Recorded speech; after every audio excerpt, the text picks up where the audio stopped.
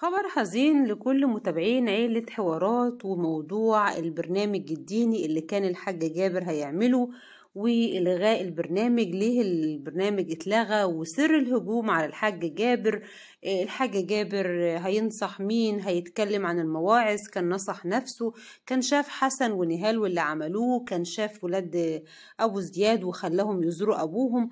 تفاصيل كتير هنشوفها النهاردة عن موضوع البرنامج الديني اللي الحاج جابر هيعمله، وهل فعلا هم لغوا البرنامج تماما والسبب كان ايه؟ هل السبب كانت نهال ولا السبب ولاد ام زياد؟ كل التفاصيل هتشوفوها معانا النهارده عن زعل وغضب كبير جدا بعد الغاء برنامج الديني للحاج جابر، وهنعرف مع بعض ايه السبب.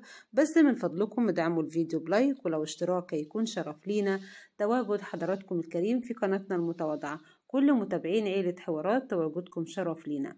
بعد طبعا ما انتشر خبر ان الحاج جابر هيعمل برنامج ديني في رمضان وقصص وحكايات عن الصحابة وقصص الانبياء ومواعظ وحاجات جميلة في الشهر الجميل، والناس كلها يعني كل جمهور حوارات حمد ووفاء كانوا مبسوطين جدا وكلنا هنتابع البرنامج وكلنا معاك يا حاج جابر. لكن فجأة لقينا اخبار ان الموضوع اتلغى. طبعا حضراتكم شفتوا في البداية ان حسن رجع خلاص من شهر العسل والعيلة تاني اتجمعت، وكان في الوقت ده محمد اسفة الدكتور يحيى وزياد كانوا بيجهزوا للمكان بقى الحاج جابر هيصور فيه، والزينة والحاجات الجميلة والمكان اللي هيتم فيه تصوير البرنامج.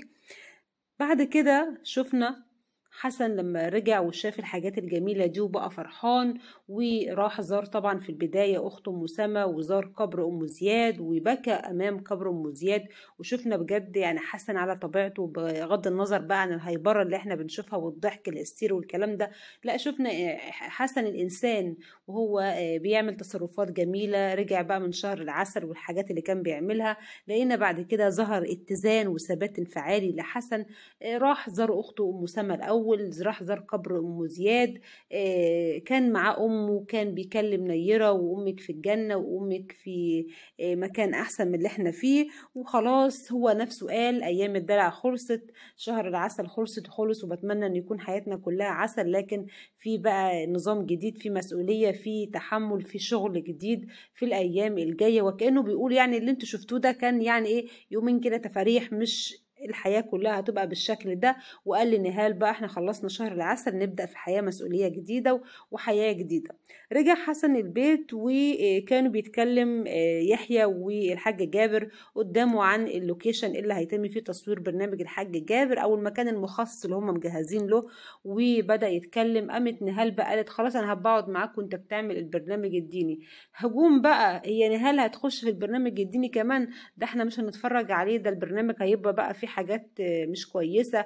اوعى تقول لك طرش الطرش في النص يا عم الحاج، وهو الحاج جابر هيقول ايه؟ ده برنامج دين ومواعظ. كان نصح نهال الاول وكان نصح حسن، ولا نصح ولاد ام زياد يروحوا لابوهم وكلام من هذا القبيل، وان الحاج جابر مش هيعرف يقول حاجه. لكن طبعا الكلام ده يا جماعه ملوش لازمه. يا ريت يعني انتوا عارفين عيله حوارات ناس كتيره جدا بتحبها، وهم حتى لو بينهم مشاكل ما بيصدروش الطاقه السلبيه لاي حد ولا بيظهروا اي شيء مش كويس. فلما برنامج الحاج جابر يعمله طبعا خاصه ان القناه دي متشافه، فلو حد استفاد حاجه من الحاج جابر فدي تبقى شيء كويس. فبلاش بقى ان انتوا تحبطوا وتقولوا لا مش هنسمع، لا لازم يلغوا البرنامج، اصل نهال هتكون معاه، اصل ولاد ام زياد. كل الكلام ده ملوش لازمه يا جماعه. بنتمنى طبعا الحاج جابر ان شاء الله البرنامج ما يتلغيش ولا اي شيء، ونشوف احسن برنامج. جمهور الحاج جابر كبير جدا والناس كلها بتحبه والناس كلها فرحانه، فبلاش بقى الطاقه السلبيه والكلام اللي حضراتكم بتقولوه.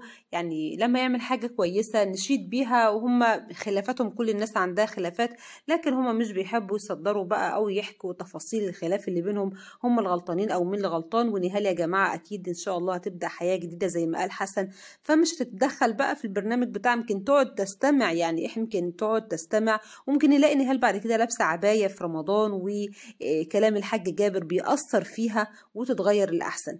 مستنيه تعليقاتكم ان شاء الله، باذن الله نشوف البرنامج الديني للحاج جابر وكلنا هنسمعه، وباذن الله هيكون برنامج موفق ومش هيتلغي ولا اي شيء. مستنيه تعليقاتكم، تحياتي لكم جميعا، شكرا.